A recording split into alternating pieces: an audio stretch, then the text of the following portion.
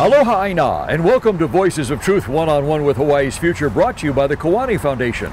I'm Ehu Kekahu Cardwell, and here we are today in Honolulu, and I'll tell you this right now, we have a fascinating guest on the show, so let's go on over here and meet him. Hey, aloha. Keoni, aloha. How you doing? Good, how are you? Good, good. Keoni Alvarez, did I say your name right? Yeah, it's Great. Keoni, yeah. And Keoni, tell us where we are today. Today we're at Liliuokalani Botanical Gardens. Liliuokalani Botanical Gardens, a beautiful place this is. Oh yeah, for sure. Keoni, we wanted to have you on Voices of Truth today because you are kind of an expert in some aspects of the Hawaiian culture, yes?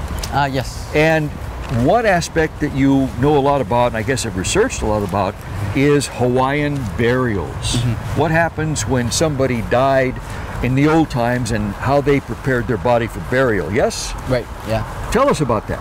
Over 30 years already, my family and I have discovered a Hawaiian burial cave, and I'm from the Big Island. And when we discovered the burial cave, we've been protecting this burial cave from being developed. So this was on Hawaii Island? Yeah, this is on Hawaii Island. And you kind of just stumbled across it one day, or what?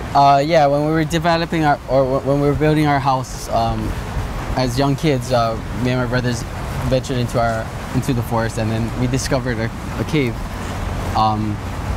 When my brothers went in, they discovered that there was EV or bones in there, and my mom then called the police and everything like that because they weren't too sure if it was a homicide or what. But anyways, so they called out the state archaeologists, and they came out and they verified that the bones was old. How old were they? They were they know that it's over 50 years or older. 50 years old? 50 years or older. Whenever they can't really they didn't really carbonate it, but they just knew that it was anything over 50 years or older, they consider it old or ancient old bones. And they already knew that it was before pre-contact, yeah. So pre-contact, so really 1,000 years old. Yeah. They couldn't put a date on it, but they just knew that it was really old, EV. But when that happened, ever since then we've been, the caretakers and protecting the burials. And then within about 20 years or so, someone put up a for sale sign and wanted to sell the property. And then we realized that because these bones, our EVs are sacred, we're wondering how can the burials or that property be sold and this is going to be developed on. So for me, I couldn't see our burials being built on, and so I wanted help.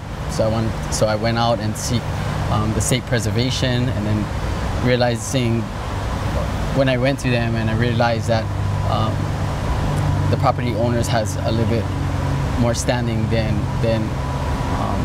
a cultural standing or standing. That's when I wanted to dig more into our research and why our burials were sacred and things. So I went out and I went in to see our culture practitioners.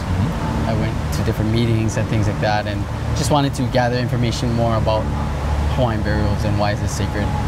And when I did that, I found out a lot of things, and that's what drove me to actually do a documentary about our burials.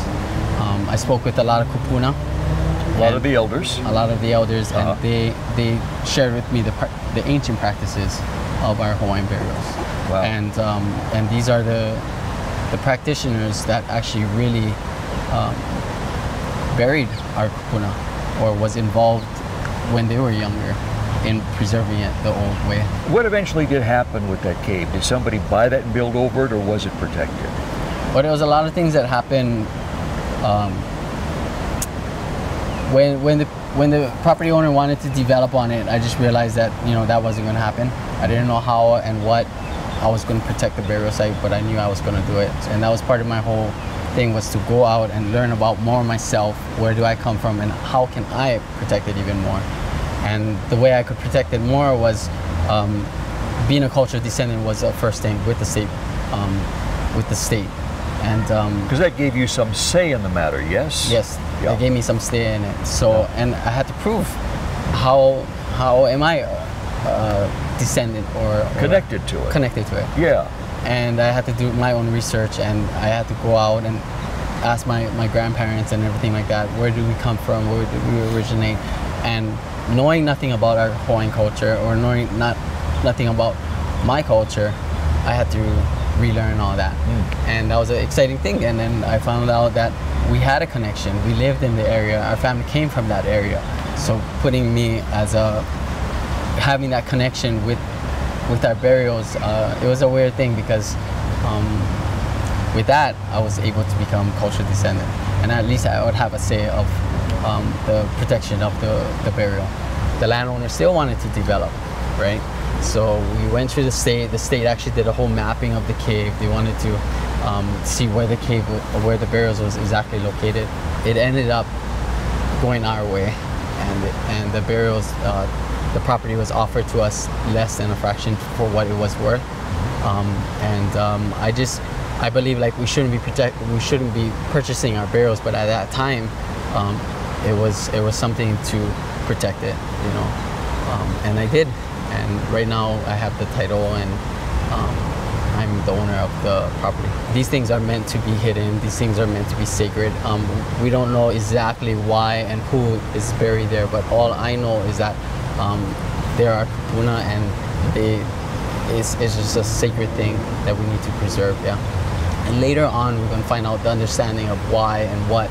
But right now, my whole thing is, you know, they're protected, and that's just the way it is.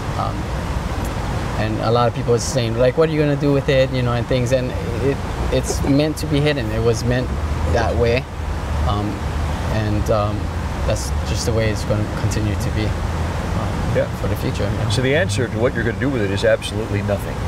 Just protect it. Right. And leave it be. Leave it be. Because that's the way it should be. Yeah. There's a lot of people, they think, oh, maybe you should plant garden or whatever. And I'm like, you know, if they wanted to do that, they would have done it already. Yeah. That's a personal thing of why they put it there. And it wasn't just one or two. These are lots of remains that's in there. So they had their reasons why. And for us as Hawaiians, we just got to respect that. Yes. You know, so, and I don't have to keep digging and finding out why and what is, you know, I just have the understanding from my kupuna is that some things you just, even though you don't know what it's about, you just got to respect of why it's there and just leave it alone. You know, you don't have to, that's not the purpose of why they did things. So but I had an awesome journey, and part of the whole journey was learning about my culture.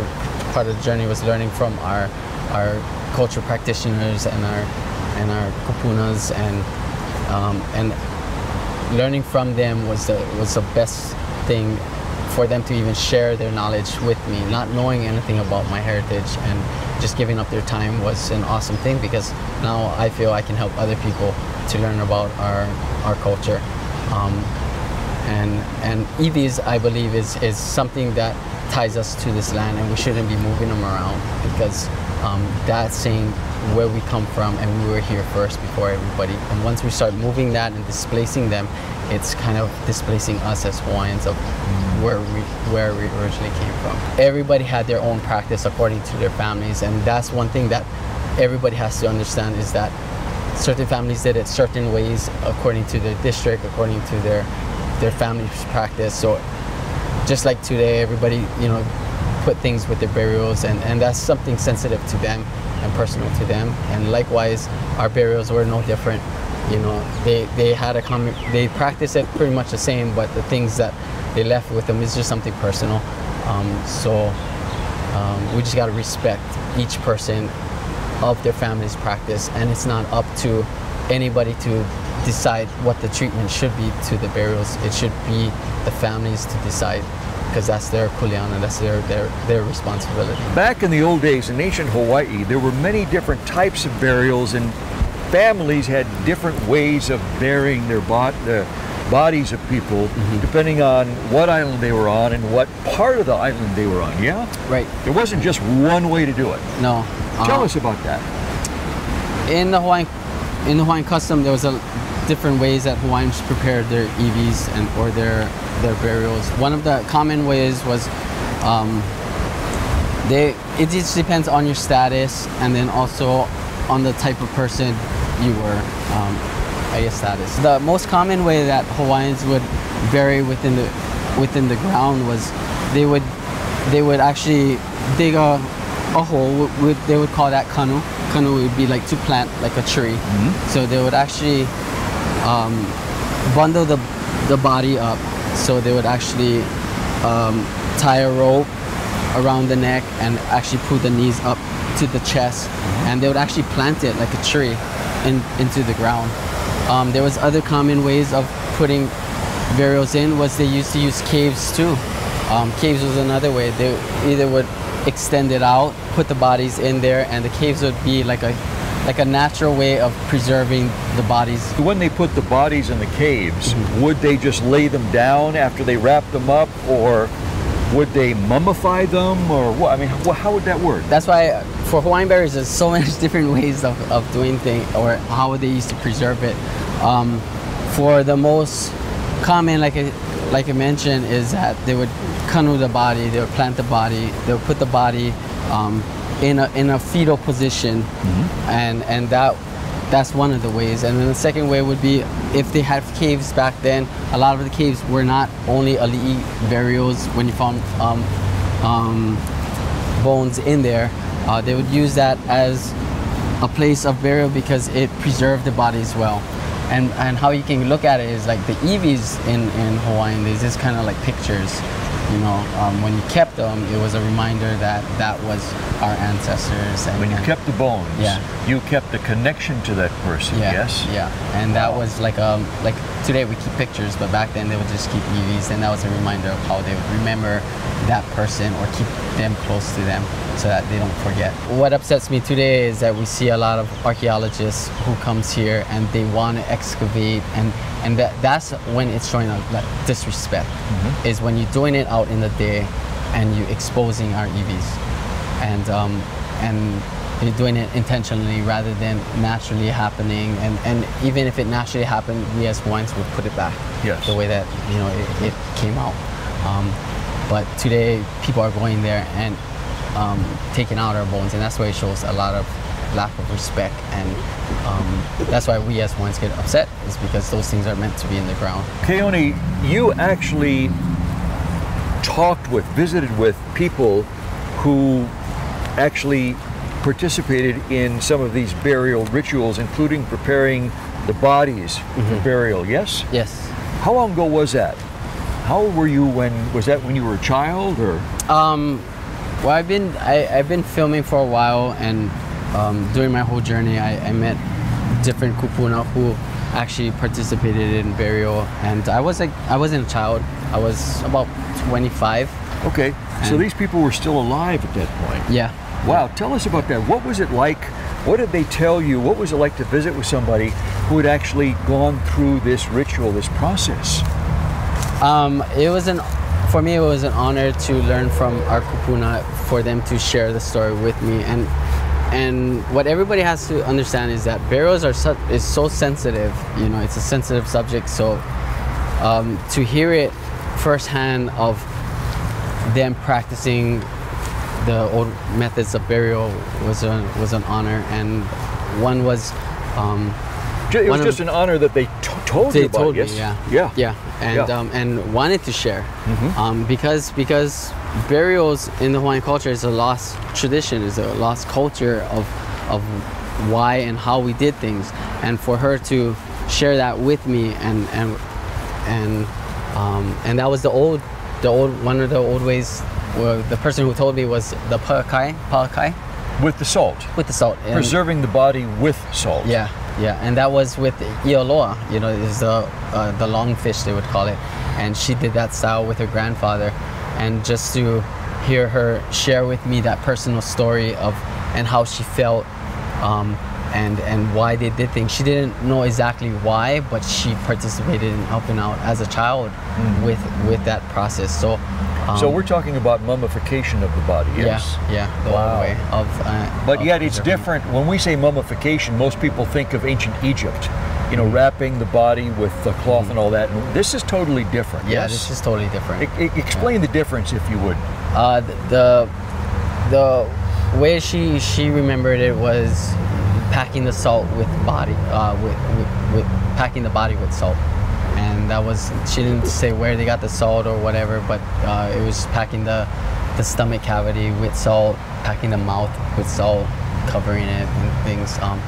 It was just a interesting thing and an intimate story of being involved with that, that she shared, and how they would wrap the openings when they did, after they packed the salt in it. And she was a child too at that time, so but it was just an interesting thing to see, and it's not very much long ago that they practiced that style of doing it, you know. And yeah, and that was her grandfather that she helped out with. There's a little bit more to it, but it's just a personal thing, and for her to share that story with me. And that was at Honau now, you know, that's one of the old places in Kona, and she's recently passed away. So I'm glad she shared that with me, because that was one of her stories that she never told anybody. Wow. You know? Yeah, and like I said, burials are something intimate. You know, you don't have. It's not like today where you have a whole gathering of 100 people, and you know, yeah, that's doing the process of it, but to be involved in preparing the body and burying the body, that was, you know, a few. You're talking about maybe, you know, 3-4 people. Very specially chosen people, yes? Yeah, very private, very intimate, very ritualistic, very, I would suppose, emotional too, yeah? Right. Yeah. And that's how I feel with our burial cave. That's something personal to me, my family, of what we've seen and our connection with that. I don't have to explain it to anybody else, because it's none of anybody's business to know why and what's there. That is something for our culture to be preserved for the future, and whatever that means, it's going to come out later on, you know, and we don't have that understanding yet, and everything happens for a reason, and it'll come out when it wants to come out, you know. And I believe, like I was saying, I didn't know how I was going to preserve the cave, and you know, I didn't have money and anything like that, and this thing doesn't take money, you know. If you believe in it, it's going to come around, whether good or bad, of the people, whatever they do, and it will just totally flip. And but I just knew as young as I was, I just knew I was going to preserve that burial cave. I didn't know how I was going to do it, and it ended up turning my way, and I have it today. Wow. Yeah. Okay, Keoni, these old ways, are they done anymore or not? I know that there was one last practice of it. I know today they have, I believe, passed a law that Hawaiians are allowed to practice their cultural way. The last one that I know of, and that's with the Imu style bodies, was that was done, I would say, like maybe about 20-25 years ago that I know of, so it's being practiced, and it is still being practiced today. And I know of a family who have their EVs in their home, you know. So it's just not spoken of, and it's kept really quiet. It's private. Yeah, it's private. Wow. So these things are going on today, but just no one knows about it, because it's, the term I guess we would use today is it's kept below the radar. Yeah, it's a practice, has been going on for thousands of years, and it's going to continue to go on, but it's a hidden thing, and it's a personal thing with the families, and however they decide they want to treat burial treat. And today you have cremation, and that's fine for the modern families, but if we have some families who still practice traditional ways, and that's up to them how they want to, you know, practice and bury their EVs. That's close and personal to them. Yeah. So to outsiders, it may seem strange, it may even seem bizarre until you begin to learn the Hawaiian culture, and then all of a sudden it becomes very natural. Of course, that's the right way to do it. There's no other right way to do it. But this, according to the way Hawaiians live their lives and the meaning of that are in the culture and the rituals and all that, it's just it makes nothing but sense. And today it's like we have our burials buried all over, you know, or Yes. back in the day. I mean, that was a tradition that they did because they were allotted that burial right to do it that way, you know, and that's why we know that they're there. We might not know exactly, yeah, right here on this ground or next to that tree is Uncle, but we consider that area sacred because we know Uncle's somewhere there. You know what I mean? And but today it's like we have to pinpoint where exactly they're at, and that's part of us is we just don't think it's anybody's business to exactly pinpoint, because that was a right allotted to them at that time, and it should be upheld. Yeah. And it's just a matter with all the development going on today that people want to try and develop around that, develop on that, and that's just wrong for any of us Hawaiians of building on our kupunas. Keoni, one of the things that really moved me and struck me was the fact that when somebody passes away, a Hawaiian passes away, that doesn't break the connection between them and those that are still living. There's still that really heavy-duty connection. And that's why we see, as we drive by cemeteries and graveyards, Hawaiian families sitting around the grave site of their loved one that's passed away, talking to them and listening to what they say. And same thing with me. I mean, this connection that I made with our iwi kupunas, like, I don't know exactly who's in there, and it's just a matter of respect, and all that has, you know, I will never forget like this whole journey that I'm on, and it was a great, awesome journey, and it's still continuing to go on. But I will never forget my kupunas, and I'll always continue to share with my nephews, my nieces, about why I'm doing it, and it's their connection, so that they can have that close connection as well and pass on our burial cave into the future, you know. And I don't think of it as our meaning all of our people's burial cave, you know. It's all of our responsibility to ensure that these sites are preserved, and just no difference than any other place in the world where they have their loss of connection with their ancestors. It's just up to us today to try and reconnect that in the best way that we can. We might not know everything, but what we have is the most important, and the most important is keeping it intact and not moving them. Keoni, you've written a book about a lot of these things, yes? Yes. Tell us about that. Well, this book that I wrote, it talks about the different methods of how Hawaiians did different burial practices. And when I did this book, I made it really sensitive of like not showing EVs. I wanted to just kind of more focus on the methods and the practices of it. And this was given with all the information that I gathered from our kupunas. I decided to put it into a book because, you know, it's a way of releasing the information about our burials and bringing awareness about why our burial is important to us as Hawaiians and the different ways that they practiced it. So all the information that our kupunas shared with me, I decided to write this book and making it in a sensitive way, meaning not showing our EVs, you know. Because that would be disrespectful. That would be disrespectful. Yes. And even the moipus and things funerary objects that Hawaiians would keep with them. I mean, we have a lot of artisans of Hawaiian practitioners who it's samples of it, but it's not the real moipus or things that they would put with our It's not the actual items. It's not the actual items, yeah. Keoni, people who want to learn about this and learn these things can read your book, and it's in there, yes? Yes. And so people can go online and order your book, huh? Yes. One thing about the book too, it's one of its first of its kind. That you show all different methods. You see kind of reenactments of how they used to do things back in the day. So it gives people just an idea of what it was, what actually happened to our Hawaiian burials at that time. So it's the first of its kind of grabbing all the information, not only from testimonies, but also the information I gathered from other books that was written by our kupunas back in the day, and putting it into one place that if somebody needed to know more information about burials and why is burial sacred and things, this is where it's all at, of having all that information in there. Wow, that's great. Keoni Alvarez, thank you so much for being on Voices of Truth. Thank you so much. Yeah. Thank you for sharing this information with us that, you know, a lot of people don't know, and it's fascinating.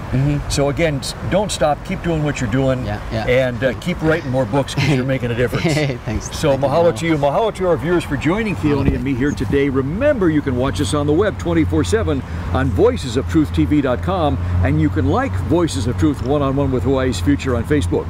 I'm Ehu Kekahu Cardwell for the Kiwani Foundation, along with Keoni here. And until next time, ahui ho!